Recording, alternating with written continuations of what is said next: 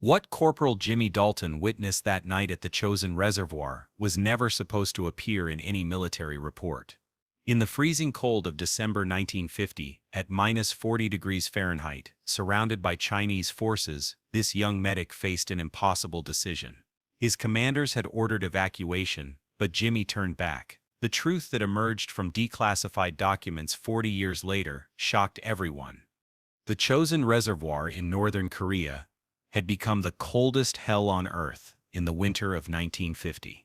Corporal James Dalton, of the 1st Marine Division, was a 22-year-old medic. His buddies called him Jimmy. He was quiet, careful, always the one who stayed in the background. But after that night, nothing would ever be the same. It was the first week of December. American forces had been surrounded by an unexpected assault from the Chinese People's Liberation Army. Their numbers reached 120,000, while the Americans numbered only 30,000. The cold was so severe that medical supplies were freezing. Blood bags were turning to ice. All Jimmy had left were a few morphine syringes and bandages. Early that morning, his superiors gave the order to retreat north to Hagaru Rebase, taking only as many wounded as the convoy could carry and leaving the rest behind. Jimmy saw the desperation in his commander's face. This wasn't an order, it was a fight for survival. Everyone knew those left behind would freeze to death. As the evacuation convoy prepared, Jimmy made one last round through the wounded tent. There were 23 wounded soldiers. The convoy only had room for 12. Jimmy looked into each of their faces. Some were very young, 18 or 19 years old. In some eyes there was fear. In others there was acceptance. One of them was Private Danny Morrison, a farmer's son from Iowa. He'd been shot in the leg, couldn't move. When he looked at Jimmy, his lips were blue. He whispered something about his mother, asking if Jimmy would pass along a message. Jimmy squeezed his hand and assured him they would all get out together.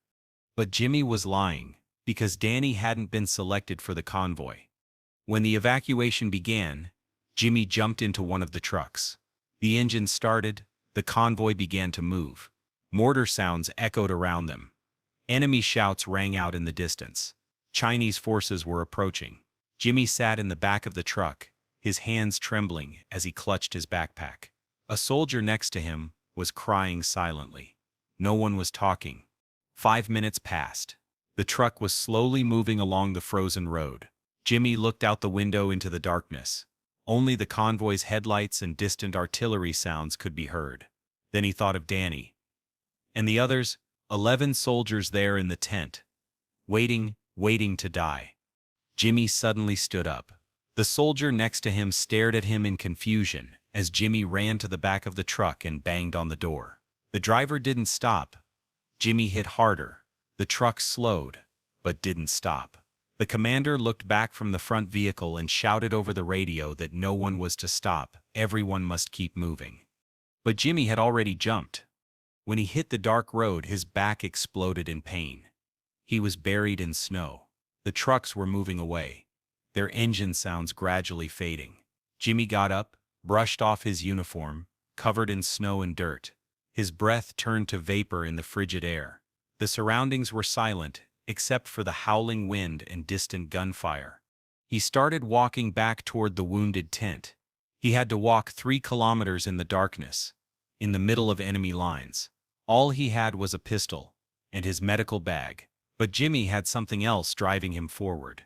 The faces of those 11 soldiers, Danny's plea about his mother, the knowledge that he couldn't live with himself if he abandoned them. Half an hour later, when he reached the tent, he was gasping for breath. When he entered, Danny and the other wounded soldiers looked at him with expressions of shock, hope, and fear. Danny's eyes filled with tears as he realized Jimmy had returned. Jimmy dropped his bag on the ground and told them he was getting them all out. But how? Jimmy began thinking rapidly in the tent. The convoy was gone. No help was coming. Chinese forces were approaching. The cold was intensifying with each passing minute. 11 wounded soldiers, most couldn't walk. Jimmy was alone with an impossible task ahead of him. He heard something outside the tent. Footsteps. Quick, light steps. Jimmy drew his weapon and aimed at the door, holding his breath as it opened. It wasn't a Chinese soldier who entered. It was Corporal Eddie Zhang, a Chinese-American soldier who worked in intelligence as an interpreter. Jimmy knew him, but they hadn't talked much. Eddie entered with a radio in his hand, a rifle on his shoulder, and deep determination on his face. Eddie wanted to know why Jimmy had come back. Jimmy looked at the wounded soldiers around them and said simply that he couldn't leave them behind. Eddie nodded, and there was a long silence before he walked to the center of the tent, put the radio down, and took a deep breath. He explained that there was something Jimmy didn't know. One of these wounded soldiers was special. Jimmy frowned as Eddie looked directly at Danny Morrison. Eddie revealed that Danny Morrison wasn't the young man's real name. His actual identity was Lieutenant David Marshall, a classified intelligence officer who had been sent behind enemy lines 3 weeks earlier to monitor Chinese army movements. He'd been captured but rescued 3 days ago. The Chinese were actively searching for him because Marshall possessed critical information that could change the course of the war. Jimmy froze, looking at Danny with new understanding. The young man he'd thought was a simple farm boy from Iowa was actually someone whose survival could determine the fate of thousands. Danny, or rather David Marshall, nodded slightly but remained silent, maintaining the cover that had protected him. Eddie moved closer and whispered the full truth. If the Chinese captured Marshall, the entire American defensive line could collapse. This wasn't just about one soldier's life. Marshall carried intelligence that could alter the strategic situation across the entire Korean theater. Eddie explained that he'd come back because he had orders to ensure Marshall reached safety, and when he'd seen Jimmy jump from the truck, he'd realized this might be the opportunity he needed. Jimmy stepped back, processing this information, but as he looked around the tent, he saw the other 10 wounded soldiers watching this exchange. They were there too. They wanted to survive too. Jimmy turned to Eddie and asked what would happen to the others. Was he supposed to save only Marshall? Eddie took a long time to respond, weighing his words carefully. Finally, he said that the mission parameters were clear. Extract Marshall at all costs. But he also said that the decision about the others was Jimmy's to make. That moment had arrived. Jimmy's hardest decision. 11 wounded soldiers, one carrying intelligence that could save thousands. The others just regular soldiers caught in impossible circumstances. But for Jimmy, none of them were ordinary. Each one was someone's son, brother, father. Each one deserved to live. Jimmy looked at Eddie with absolute clarity and stated that they would extract all of them. Every single soldier would leave that tent alive. Eddie registered surprise. He pointed out the obvious impossibilities. No time, no vehicle, Chinese forces closing in from multiple directions. The tactical situation made evacuation of all 11 soldiers nearly impossible. Jimmy opened his medical bag and said they would need to move fast. Then he asked Eddie directly if he would help. Eddie thought for a long moment, calculating risks and odds. Then he slung his rifle over his shoulder and agreed, acknowledging that Jimmy was probably crazy, but that he would help anyway. For the rest of that night, Jimmy and Eddie attempted what seemed impossible. They found 2 old sleds behind the tent that had previously been used for transporting supplies. Jimmy began the careful process of moving wounded soldiers onto the sleds, arranging them to distribute weight and maximize the number they could carry. Some soldiers groaned in pain, but no one complained. Everyone understood they'd been given an unexpected chance at survival. Eddie spread out his map, tracing possible routes with a gloved finger. The direct path to Hagaruri base was too dangerous. Chinese forces had taken control of the entire main road. But there was an alternative, a mountain trail to the west that was longer and far more treacherous but might allow them to avoid enemy patrols. Jimmy studied the map. The western route covered roughly 15 kilometers through brutal terrain, snowy slopes, icy passes, and elevation changes that would be challenging even for healthy soldiers. With wounded men on sleds, the journey would be exponentially harder. Eddie confirmed there were no other viable options. Every alternative route either passed through confirmed enemy positions or covered terrain that was simply impassable in winter conditions. The clock had moved past midnight. Temperature readings had dropped to -44 degrees Fahrenheit. Jimmy and Eddie began the exhausting work of pulling the sleds, each one carrying 5 or 6 wounded soldiers. The weight was staggering, but stopping wasn't an option, not with the sounds of Chinese forces growing louder in the distance. The first 2 hours passed in relative quiet. When they finally reached the mountain trail, Jimmy's hands had gone numb despite his gloves. The cold was penetrating every layer of protection. Eddie led from the front, navigating by moonlight and memory, while Jimmy pushed from behind, using his body weight to keep the sleds moving forward. The wounded soldiers endured in silence, understanding that any sound could give away their position. The real difficulties began in the third hour. The mountain slopes proved even steeper than the map had suggested, and the sleds kept threatening to slide backward. Jimmy and Eddie struggled with ropes, trying to secure the sleds while maintaining forward momentum. At several points they had to stop completely to reassess their approach, losing precious time while their strength continued to drain. Eddie called for a rest break. Both men collapsed next to a snow-covered rock formation. Their breathing labored and visible in the frozen air. Their muscles were screaming. Their hands were raw despite gloves, and the realization was setting in that they might not make it. Marshall spoke from the sled, suggesting that they leave him behind and take the others. His tactical analysis was sound. One man sacrificing himself could increase the survival odds for the rest. Jimmy told him tersely to remain quiet. Marshall insisted, presenting the cold mathematics of their situation. If they left him behind, they could move faster. The Chinese wanted him specifically. His sacrifice could save everyone else. Eddie added his own assessment, acknowledging that Marshall's logic had merit from a strategic standpoint. Perhaps someone did need to stay behind to give the others a chance. Jimmy stood abruptly, his exhaustion momentarily forgotten. He stated with absolute finality that no one was staying behind. He'd made a promise to get them all out, and he intended to keep it. But fate seemed determined to test that promise. When the fourth hour arrived, disaster struck. While crossing a particularly treacherous icy section, Eddie's foot slipped. He lost his balance on the frozen surface and went down hard, tumbling and sliding 30 feet down a steep embankment. Jimmy's shout echoed across the mountainside as he secured the sled and scrambled down after Eddie. Eddie lay crumpled at the bottom, blood darkening the snow around his left leg. Jimmy reached him and immediately ordered him not to move. Eddie's face was contorted in pain as he acknowledged that his leg was broken. Jimmy's hands moved with practiced efficiency as he opened his medical bag. The assessment was grim.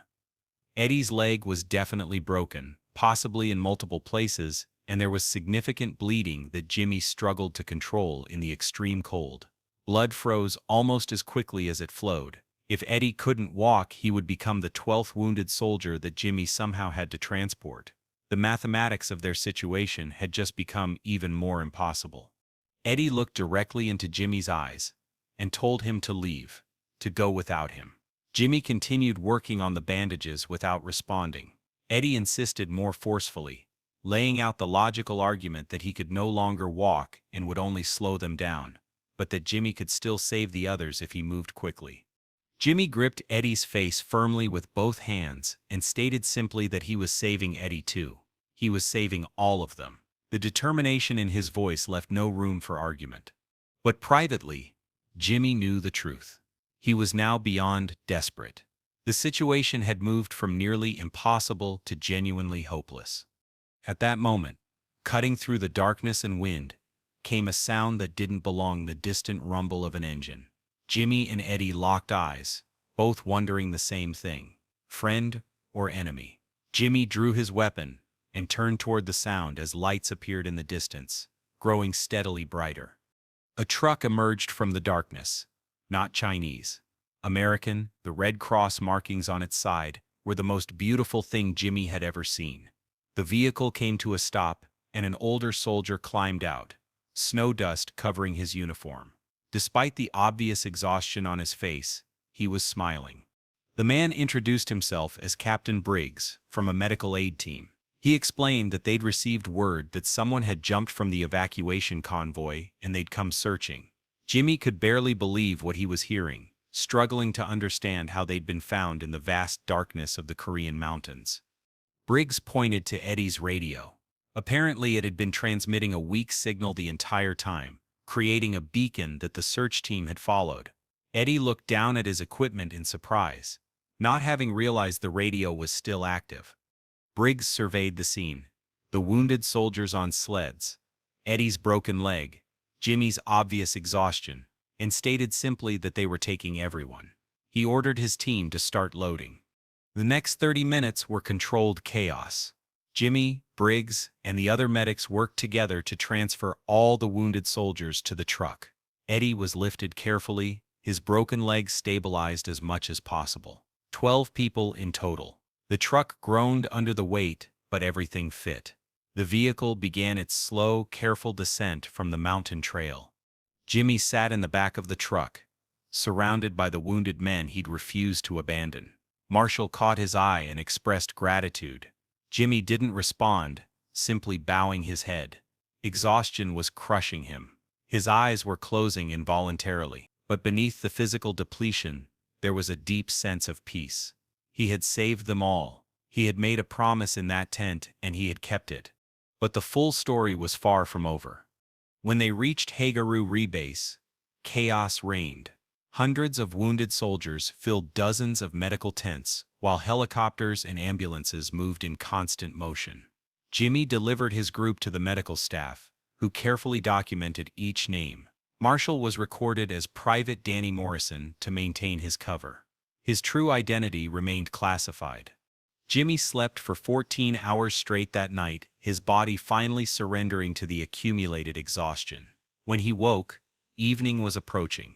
Stepping outside the tent, he encountered Eddie, now walking with a crutch and his leg encased in plaster. They exchanged brief greetings and assessments of their conditions. Eddie then shifted his tone, indicating he needed to share something important about Marshall. Jimmy listened as Eddie explained the full significance of what had happened that night. Marshall wasn't simply an intelligence officer. He'd been conducting one of the Pentagon's highest-level classified operations. The information in Marshall's possession included decoded communications from Chinese high command that revealed their complete attack strategy. By ensuring Marshall's survival, Jimmy hadn't just saved 11 individual lives, he'd preserved intelligence that would enable the successful evacuation of thousands of American and UN forces from Chosin. Jimmy struggled to process this revelation. Eddie continued, explaining that while Jimmy could have been publicly celebrated as a hero, that would never happen. Marshall's identity and mission had to remain classified indefinitely. In official reports, Jimmy would appear only as a medic who saved 11 wounded soldiers during the evacuation. The strategic importance of his actions would remain hidden. Jimmy nodded slowly, saying it didn't matter. He'd gone back to save lives, not to earn medals or recognition. Eddie smiled, acknowledging that he'd understood this about Jimmy's character, which was precisely why Jimmy had been the right person for this moment. After the war ended, Jimmy returned to the United States. He reunited with his family, but struggled to readjust to civilian life. He never married, never had children. He settled in a small Pennsylvania town and lived quietly, working various jobs that kept him occupied but never truly engaged. He maintained no contact with anyone from that night at Chosin. The silence was his way of coping with memories too heavy to carry in conversation. Years accumulated. Jimmy had no way to know what became of Eddie or Marshall or any of the other soldiers he'd saved. He marked each anniversary of the Battle of Chosin privately, standing at his window and remembering the cold, the darkness, the weight of the sleds, the faces of men who'd been given up for dead. In 1985, 35 years after that night, someone knocked on Jimmy's door. When he opened it, an elderly man stood there with white hair and a deeply lined face, but with eyes that held something familiar. The visitor asked if Jimmy recognized him. Jimmy stared for a long moment before whispering a single name, Danny. The man's smile was gentle as he corrected the name to David. David Marshall. Jimmy's shock was complete. As Marshall entered the small apartment, they sat in the modest living room, while Marshall explained that the operation's classification had finally been lifted after all these years. He could now tell Jimmy the full truth about what his actions had meant. Marshall produced an envelope containing official Pentagon documents. Jimmy opened it with trembling hands. The papers were titled Classified Operation Report Chosin Reservoir, December 1950. As Jimmy read, each paragraph revealed layers of information he'd never known. Marshall's mission had involved far more than intelligence gathering. He'd successfully decoded communication protocols used by Chinese high command, providing American forces with detailed knowledge of planned encirclements and offensive operations. This intelligence had directly enabled the tactical decisions that allowed the successful evacuation from Chosin. But if Marshall had been captured or killed, that intelligence would have been lost, likely resulting in the deaths of thousands of American and UN soldiers. The document included Jimmy's name with a full accounting of his actions. It stated that Corporal James Dalton had saved 11 wounded soldiers, including a classified intelligence officer, and that his actions had prevented enemy capture of critical strategic intelligence, thereby saving thousands of American lives. Jimmy set the document down, his eyes wet with tears. He asked why no one had ever told him any of this. Marshall explained that the security requirements had been absolute. Even speaking with Jimmy would have created unacceptable risk. The operation had been so highly classified that Pentagon had made the decision not to inform Jimmy of the broader implications of his actions. But Marshall wanted Jimmy to know that he'd carried gratitude for 35 years, waiting for the day when he could finally express it properly. No medal or honor could truly repay what Jimmy had done that night. Jimmy said quietly that he'd only done his duty. Marshall smiled and corrected him gently. Jimmy had done far more than duty. He had remained human in circumstances that would have broken most people's humanity. In 1990, Jimmy Dalton died of a heart attack at age 62. His funeral was sparsely attended, just a handful of people from his town who'd known him as the quiet man who'd worked at the hardware store. There was no military ceremony, no medal presentation, no honor guard, just a simple graveside service and a modest headstone. But in 2005, 15 years after Jimmy's death, the Pentagon completed a comprehensive declassification of Korean War operational records. Marshall's mission and Jimmy's role in saving him finally became public knowledge. Military historians examining the documents were stunned by what they discovered. Here was one of the war's most significant acts of heroism, a decision that had cascading strategic effects, performed by a man who died in obscurity with almost no recognition. In 2010, on the 60th anniversary of the Battle of Chosin, military officials added a new name to the memorial wall: Corporal James Jimmy Dalton, the Silent Hero of Chosin. But Jimmy never saw this recognition. He'd carried his silence to the grave, having done what he believed was right and then lived quietly with the memory.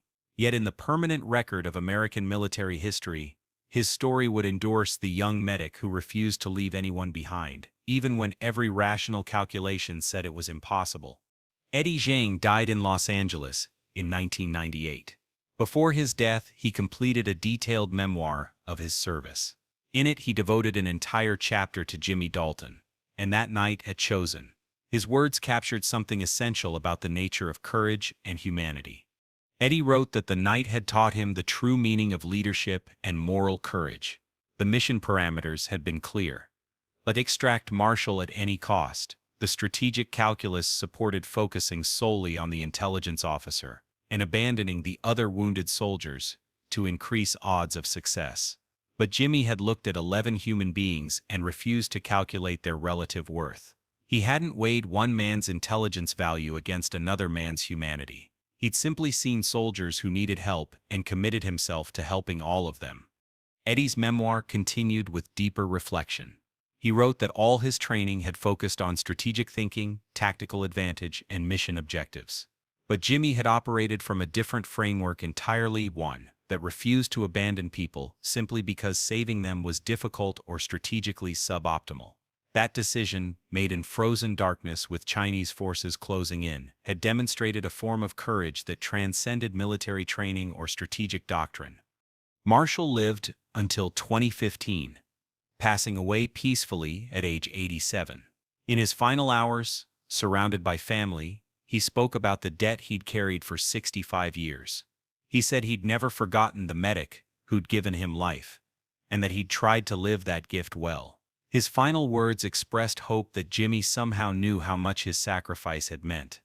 Today the slopes of the Chosin Reservoir are peaceful. Snow still falls on those mountains. Wind still howls through the passes, but the sounds of war have long since faded. Yet something persists in that landscape.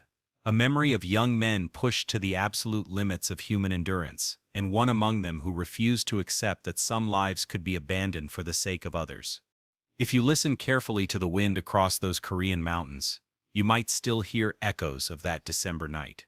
The creak of sleds being pulled through snow, the labored breathing of men at the edge of their strength, the quiet determination of a medic who made an impossible promise and kept it. And perhaps most importantly, you might sense the presence of a hero who never sought recognition, who died in obscurity, but whose actions changed the course of history. Jimmy Dalton saved 11 men in the frozen hell of Chosin. In doing so, he saved thousands more. And in making that choice, he showed something profound about human nature, that even in the darkest circumstances, even when every rational calculation says otherwise, some people will refuse to leave anyone behind. The full truth took 40 years to emerge. When it finally did, historians recognized the Battle of Chosin as a turning point in the Korean War, a moment when desperate courage under impossible conditions prevented catastrophic defeat. And at the center of that moment was a 22-year-old medic who jumped from a moving truck because he couldn't live with himself if he didn't go back. That's the story that was never supposed to be told. That's the hero who was never supposed to be recognized. But now, decades after his death, Jimmy Dalton's actions are finally understood for what they truly were. Not just an act of individual bravery, but a demonstration of the fundamental humanity that persists even in the midst of war's brutal inhumanity. The Silent Hero of Chosin, the man who refused to calculate the value of lives, the medic who kept an impossible promise. His story lives on as a reminder that real heroism often happens in darkness, unwitnessed and unrecorded, performed by people who don't seek glory but simply cannot do otherwise.